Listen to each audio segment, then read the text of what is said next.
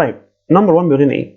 The screen of the mobile phone is covered with nano liquid. احنا غطينا شاشة الموبايل بسائل نانو to form a thin layer on its surface. Thin layer on its surface. To protect it from scratching and breaking عشان نحميه من scratching اللي هو الخدوش breaking الكسر. What is the type of the material used in manufacturing this nano liquid؟ ايه الماتيريال اللي استخدمناها في تصنيع النانو ليكويد دي؟ طبعا هيبقى one dimensional nano substance. النانو ماتيريال والنانو ليكويد اللي غطينا بيه الشاشة خلاص ده one dimensional. ليه؟ لأن هو أصلا عبارة عن طبقة رفيعة جدا جدا جدا احنا غطينا بيها الشاشة، فأنت ما تقدرش الطبقة دي غير تقيس بيها بعدين اتنين two dimensional، يعني تقيس الطول والعرض، تمام؟ لكن سمك الطبقة دي بقى البعد بتاعها أو الدايمنشن بتاعها بقى بالنانو سكيل. فاحنا بنحدد ال1 dimensional أو ال2 dimensional أو 3 dimensional على عدد الأبعاد النانو من الماتيريال نفسها. أي ماتيريال ليها 3 dimensions، ليها 3 أبعاد.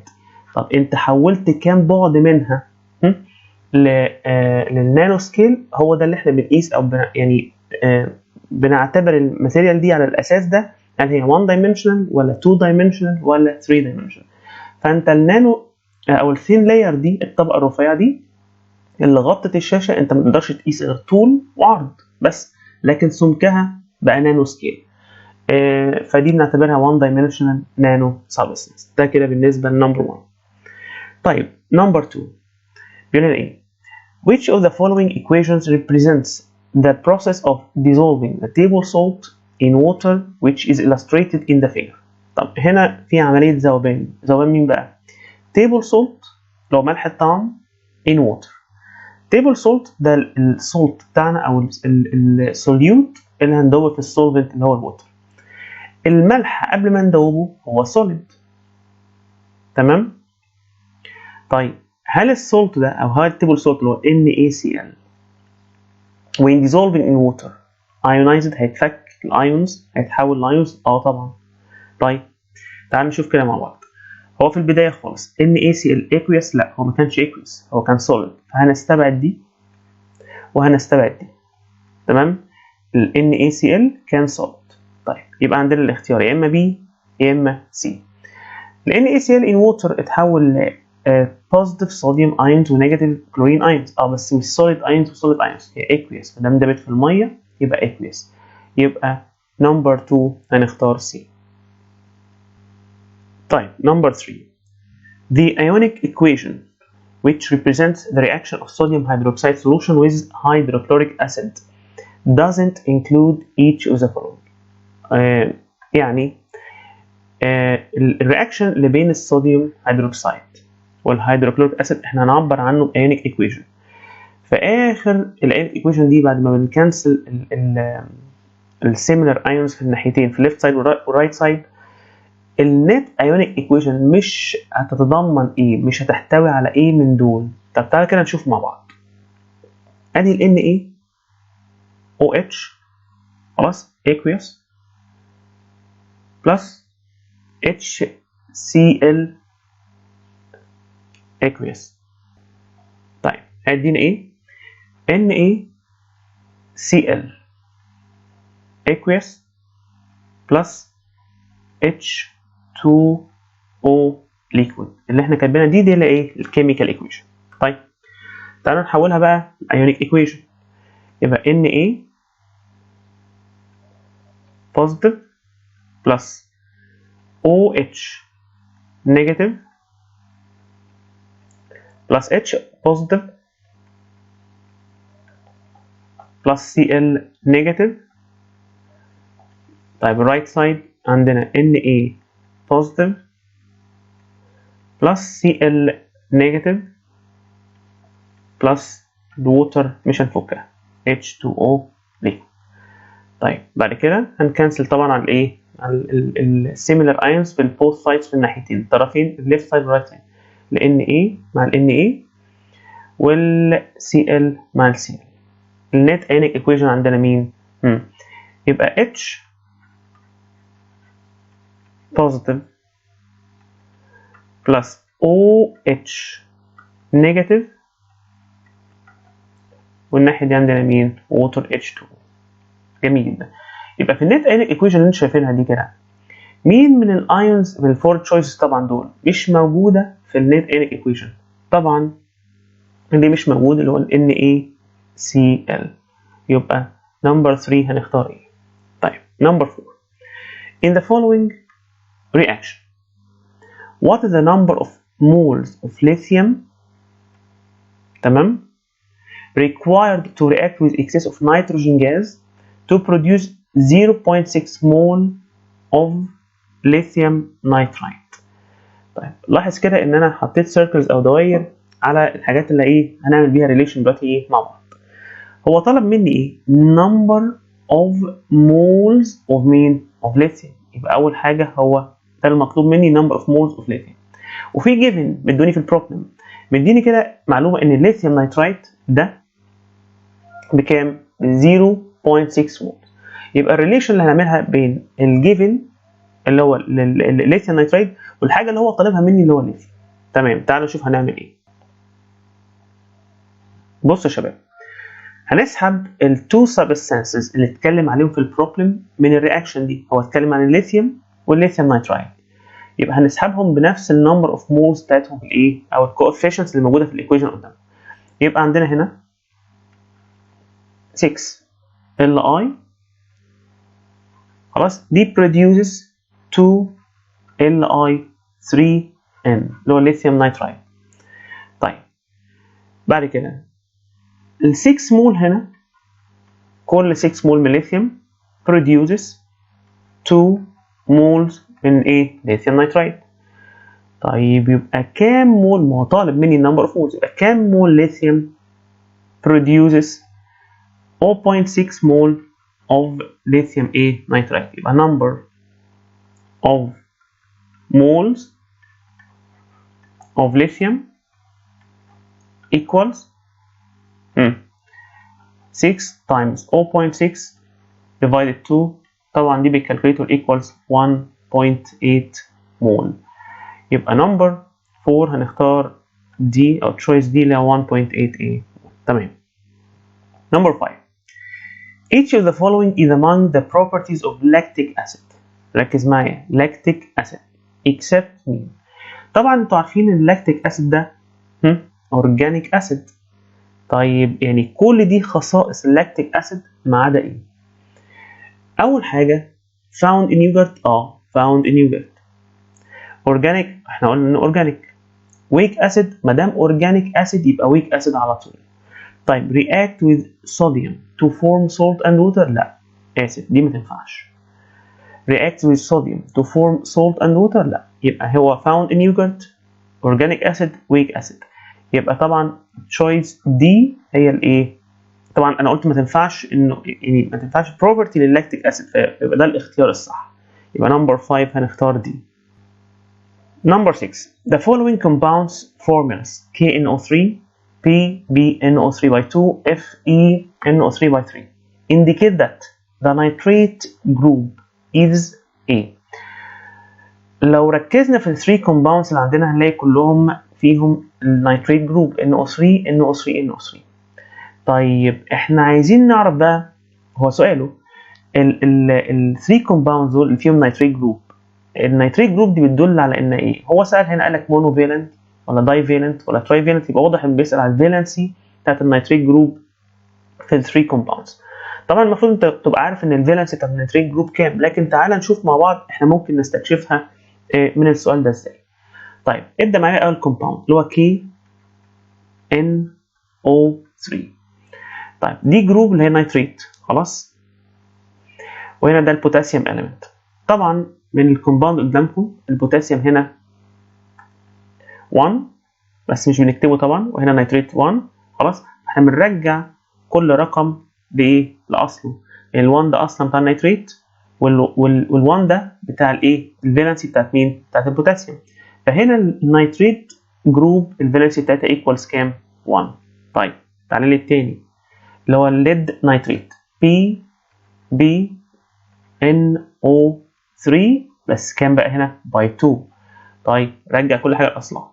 طبعا هنا 1 بس مش مكتوب طبعا، فال1 ده بتاع النيتريت، وال2 اللي بره البراكت دي اللي هي بتاعت النيتريت اصلا هنوديها ونرجعها لاصلها للايه؟ للليد. يبقى هنا النيتريت جروب بكام؟ برضه ب1.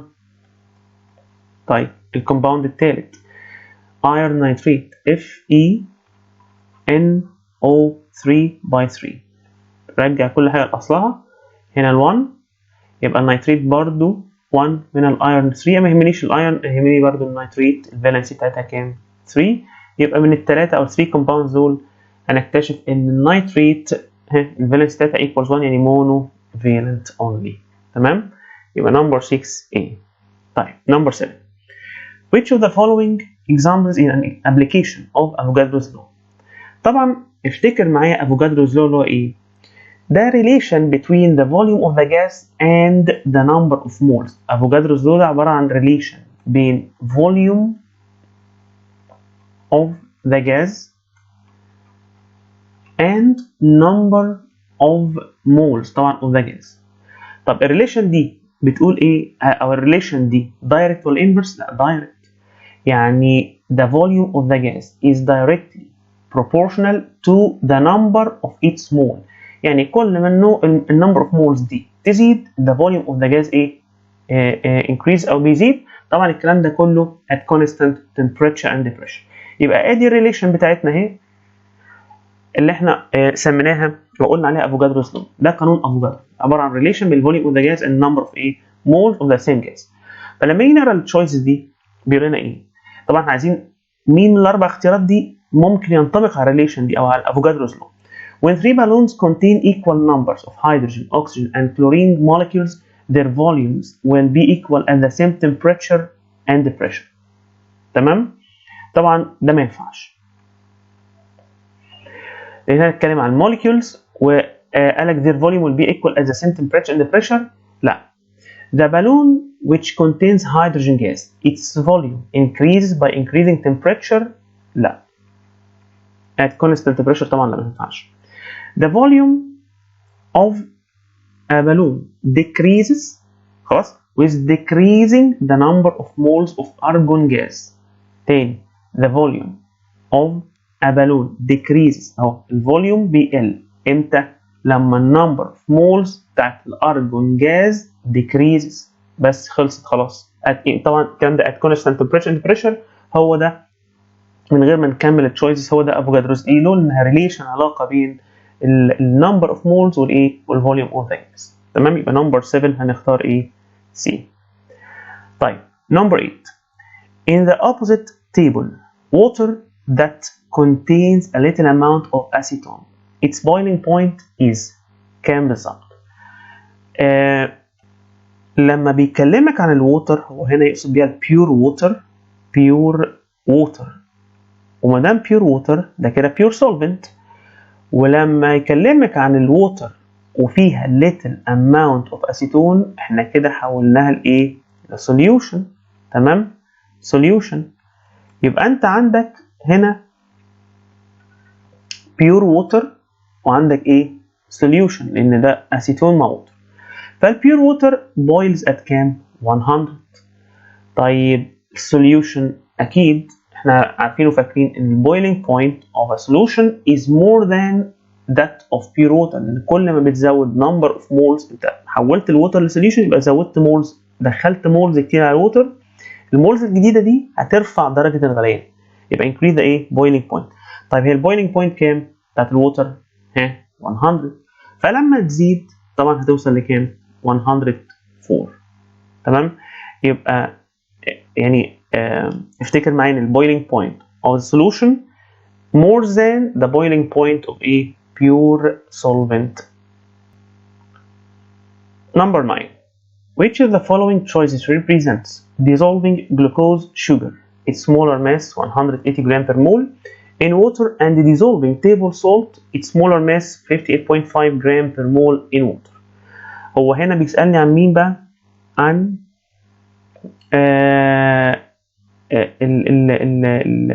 dissolving of glucose sugar طبعا in water والtable salt in water.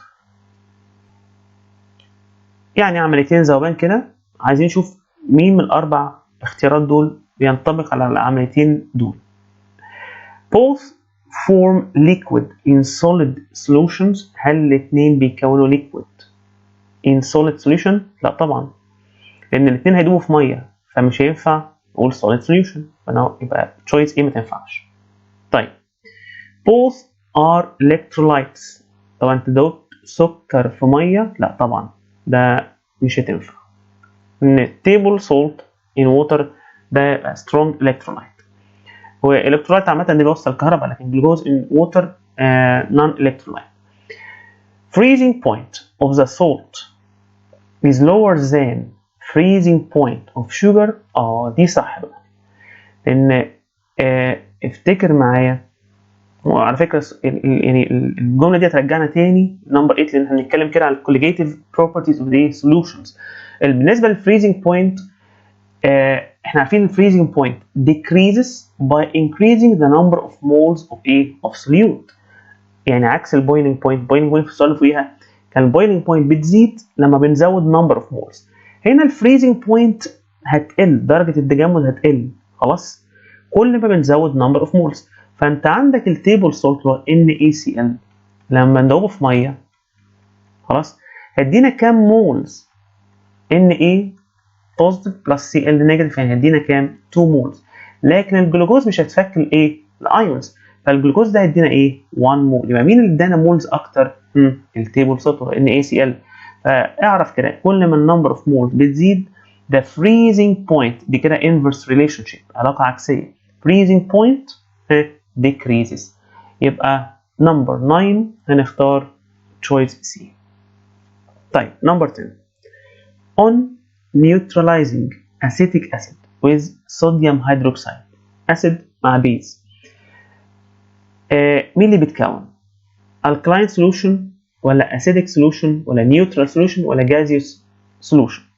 طبعا الاسيتيك acid ده weak acid ضعيف، والصوديوم هيدروكسيد سترونج بيز قوي. فمين اللي هيكسب في الاخر؟ عندك ده اسيد ضعيف وده بيز قوي، فاكيد السولوشن اللي هيطلع في الاخر خلاص هيبقى بيزك او الكالاين سولوشن. question 10 خلاص هنختار الكالاين سوليوشن، لان انت عندك ويك اسيد مع سترونج بيز. دي كده بالنسبه لنمبر 10. تعالى كده نشوف بقى نمبر 11 بيقول لنا ايه. كده احنا خلصنا ال multiple choice questions. هنبدأ ايه في الأسئلة التانية بقى. The opposite figures x, y represent two sections in two measuring tools. يبقى عندنا أداتين قياس x, y. Tool x is used in measuring a definite volume of an acid accurately. خلاص بتقيس volume of an acid accurately بدقة. إنما tool y is used in estimating the increase in the volume of water on dipping a piece of iron. dipping يعني غمز أو وضع قطعة من الحديد. تمام؟ الاتنين volume بنقيس بيهم volume، بس ده accurately ده الدقة أكتر منها. طيب what is the name of each tool?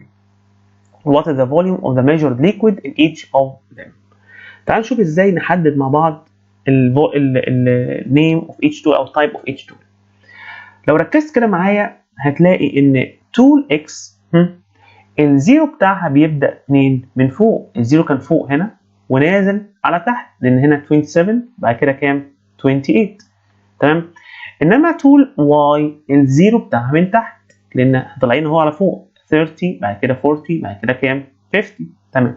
لما يكون الزيرو من فوق على طول يبقى tool X تبقى مين؟ بيوريت.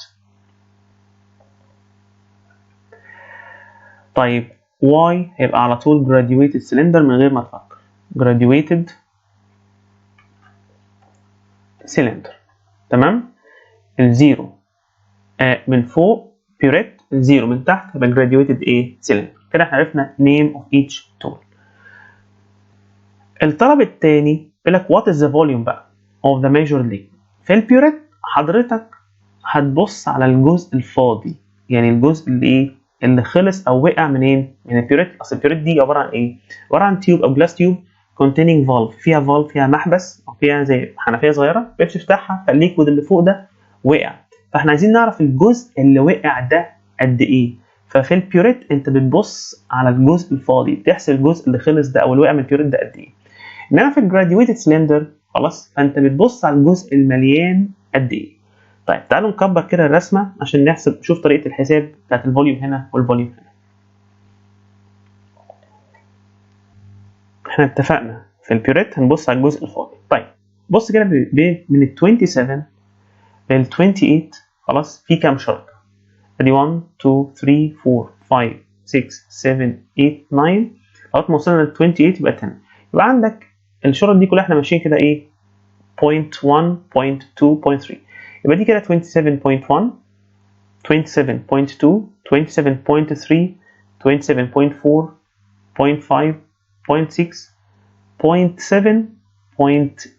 يبقى هنا الخط ده او الليكويد سيرفيس ده واقف عند كام؟ 27.8 تمام مليلتر. طيب يبقى احنا كده شوف الاول احنا هنبص على الجزء الفاضي ولا مليان؟ لا، ما دام بيوريت بص على الجزء الفاضي. تاني حاجه شوف انت عندك كام شرطه، يعني هتمشي كام 0.1 ولا 0.2 ولا تمشي ازاي بالظبط، وعد لغايه ما توصل لايه للسيرفيس اوف ذا ليكويد. طيب الناحيه الثانيه بقى احنا عندنا جراديويتد سلندر فهنبص على الجزء المليان. طيب انت عندك الووتر سيرفيس او الليكويد سيرفيس هنا بين مين ومين؟ بين ال 40 تمام وال 50.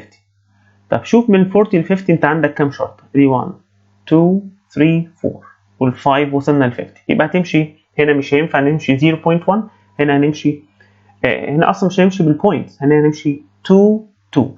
هنا 40 يبقى هنا 42 44 بس اقف هنا خلاص. يبقى هنا 44 ملي لتر. يبقى هنا الفوليوم اوف ذا ليكويد 44 ملي لتر. تمام. ده بالنسبه للكويستشن نمبر 11. طيب نمبر 12. In the opposite figure which represents the solubility curve of potassium nitrate. يبقى احنا عندنا هنا salt اسمه بوتاسيوم ايه نيتريت، وده كيرف بيوضح الذوبانيه بتاعته، درجه ذوبانه في الميه. On stirring 75 gram of potassium nitrate لما ندوب او لما دوبنا 75 gram of potassium nitrate in 100 gram of A of water at 100 degree Celsius. No precipitate is formed. مفيش راسب اتكون. كلمة no precipitate is formed دي معناها ان كله داب. تمام؟ يبقى داب كله.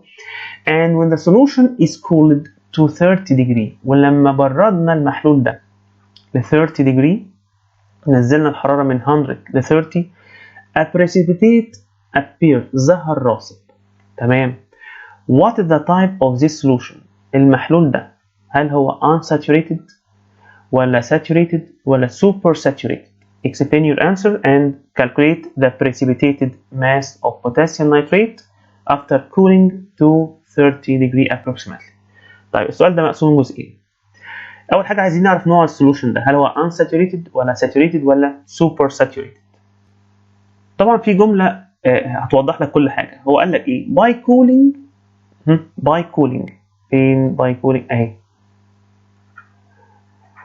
230 لما بردناه ظهر إيه بقى؟ ظهر راسب a precipitate is formed a precipitate appears. ده معناه إن السولوشن ده super saturated. ليه؟ إن by cooling the supersaturated solution لما بنبرد السوبر ساتوريتد ده محلول فوق المشبع خلاص احنا بردناه فيبدأ يحصل accumulation أو تراكم أو تجمع أو قول يا عم precipitation ترسب للإكسس solute السوليوت الزيادة الملح الزيادة يبدأ يترسب خلاص ويرجع عليه precipitation عليه تراسب. فاعرف كده مع تبريد المحلول لو حصل precipitation يبقى ده مين؟ super saturated solution. طيب عايزين بقى نحسب مع بعض precipitated mass الكتلة المترسبة من البوتاسيوم نيتريت after cooling to 30 degree. طيب دي تتحسب ازاي؟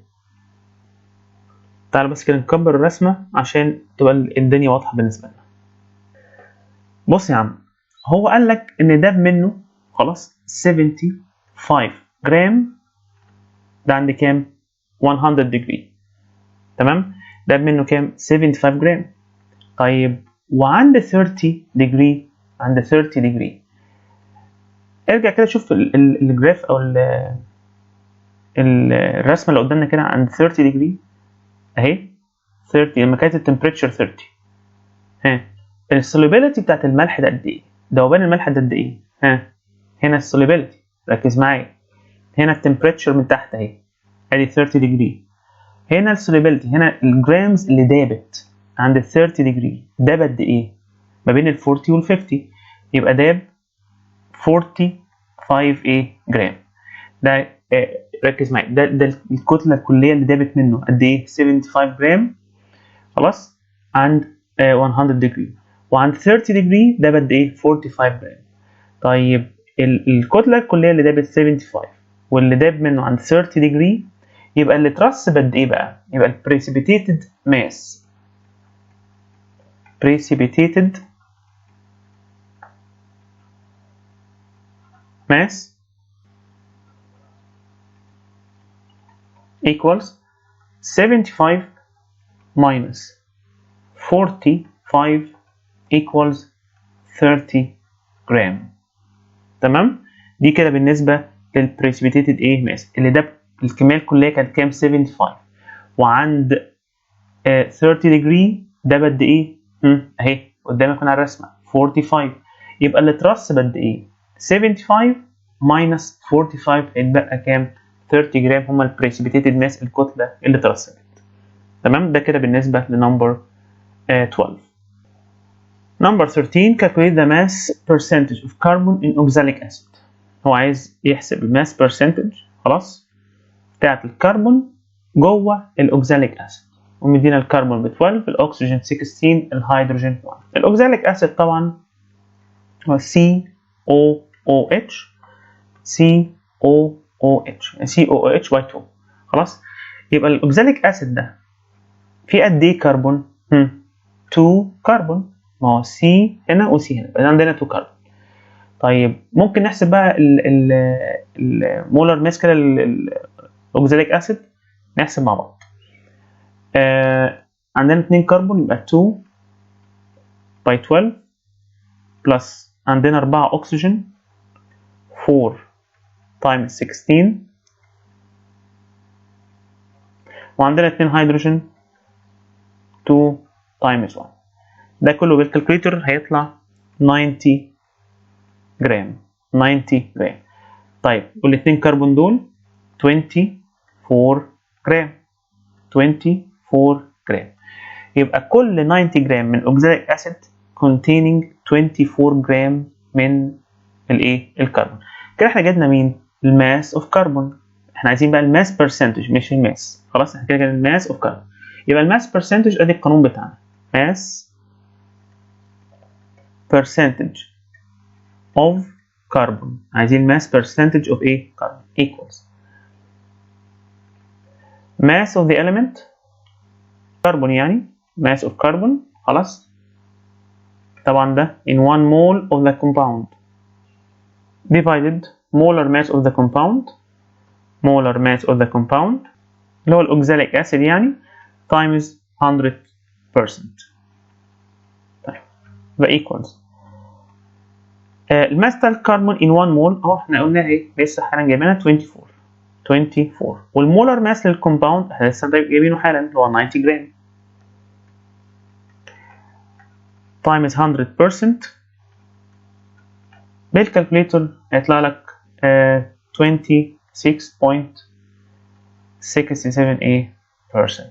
دي كانت كده الماس برسنتج للكربون in oxalic acid.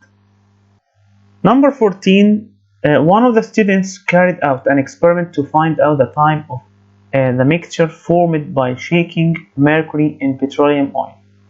يعني في طالب نفذ تجربة عشان يكتشف نوع المخلوط أو الخليط اللي بيتكون من ميركوري مع بتروليوم اويل اللي هو زيت البترول.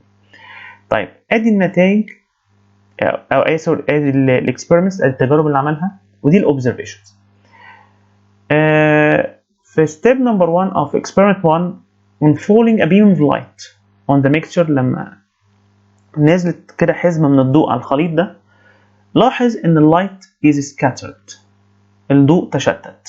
طيب number 2 on leaving the mixture for some minutes after shaking، لما ساب الميكشر ده، الميكشر اتساب بدون رج، اتساب لكذا دقيقة بعد الرج، لاحظ ان الميركوري precipitates in oil، الميركوري اترسب.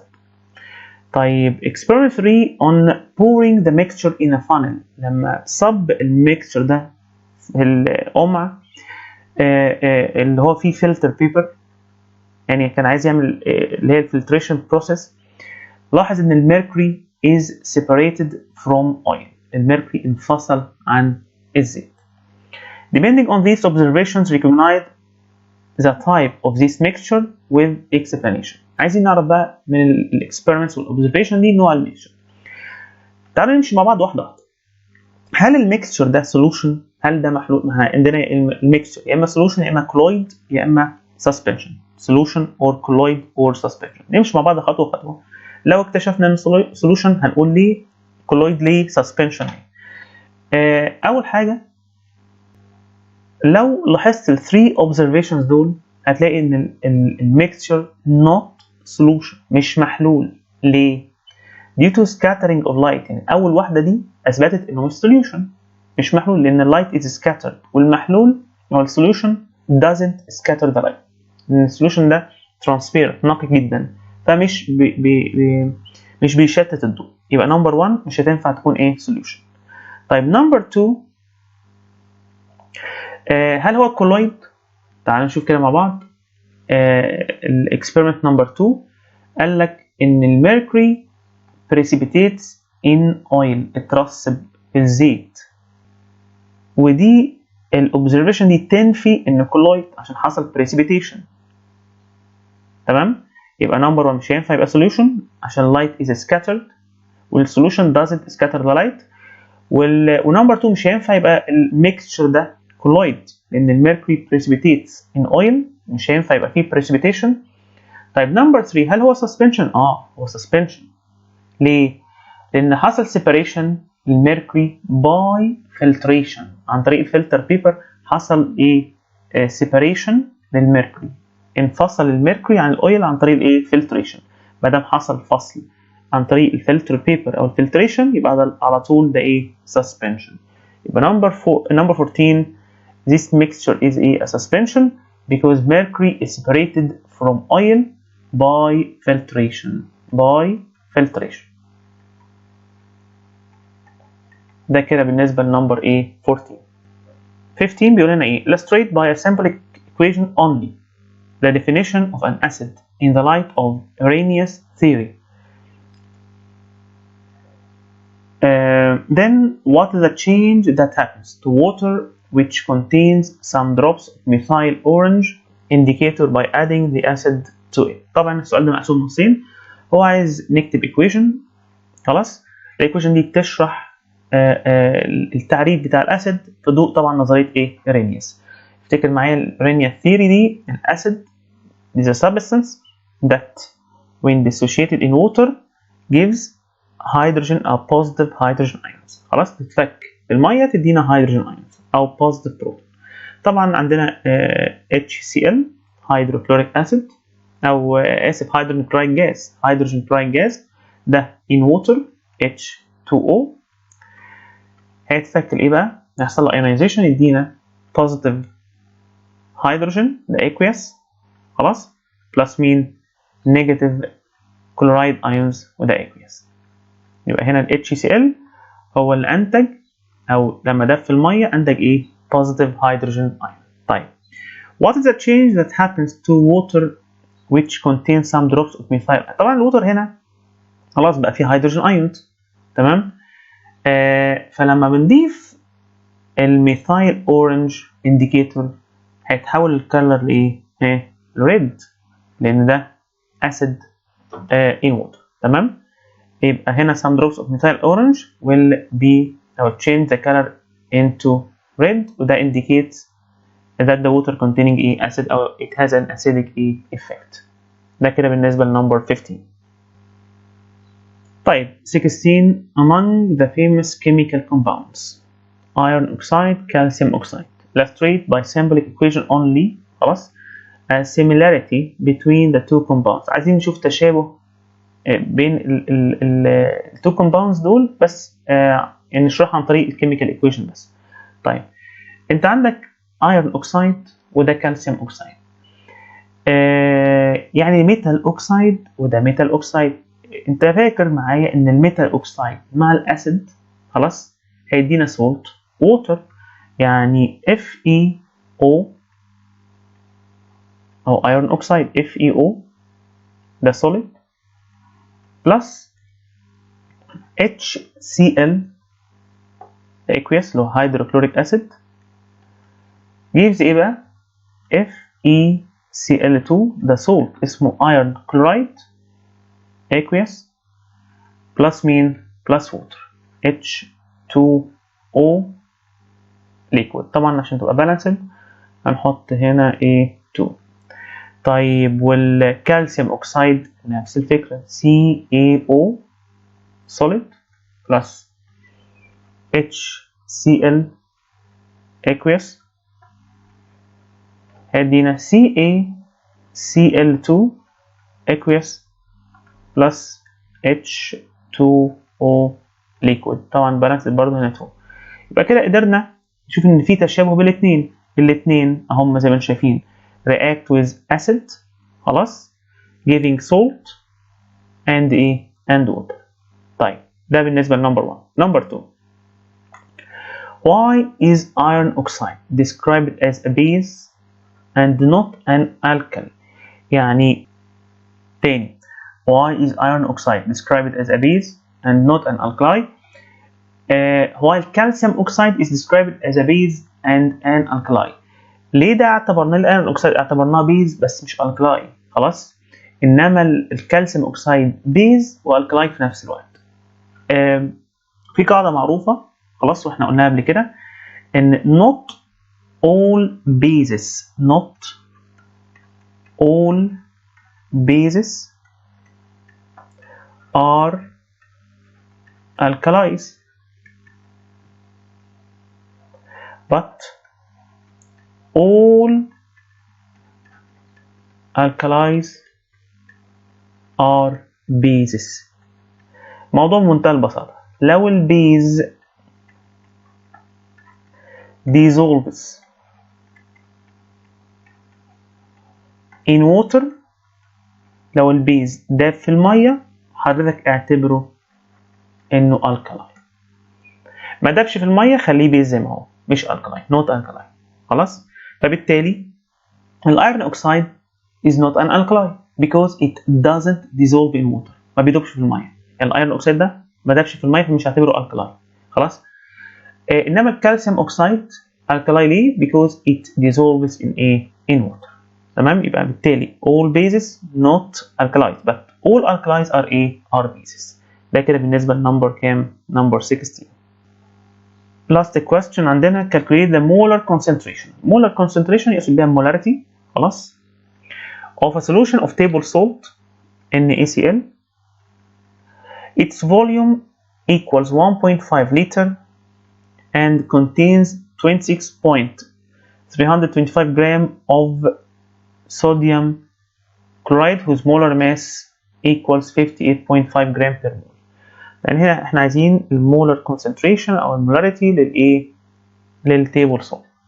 طيب الاول احنا محتاجين نعرف ايه؟ number of moles of NaCl. number of moles of NaCl. طبعا number of moles equals mass over molar mass. يعني equals الماس اهو مديهولنا 26.325 والمولر ماس نحسبها مع بعض. لا هو مدينا المولر ماس اهو، مولر ماس مديهولنا كمان 58.5. طبعا ده بالكالكوليتور هيطلع 0.45 مولز. كده جبنا النمبر اوف نمبر اوف مولز. طيب منها هنقدر نحسب المولر كونسنتريشن او المولاريتي. ادي القانون بتاعنا molarity equals تمام number of moles of solute اللي هو ال NaCl يعني، تمام، divided ايه volume of solution، volume of solution يعني equals number of moles احنا لسه جايبينه حالا 0.45 divided volume of solution عندنا 1.5 لتر اهو فوق خالص مدونا في البروبلم 1.5 لتر، تمام. طبعا ده يطلع كام 0.3 مول بير ايه بير لتر، تمام. كده احنا خلصنا موديل البوكلت 6. اتمنى تكون الاسئله كلها واضحه، اجاباتها وصلت بسهوله. اشوفكم على خير ان شاء الله في الفيديو اللي جاي بوكلت 7. شكرا ليكم، كان معاكم مستر جورج.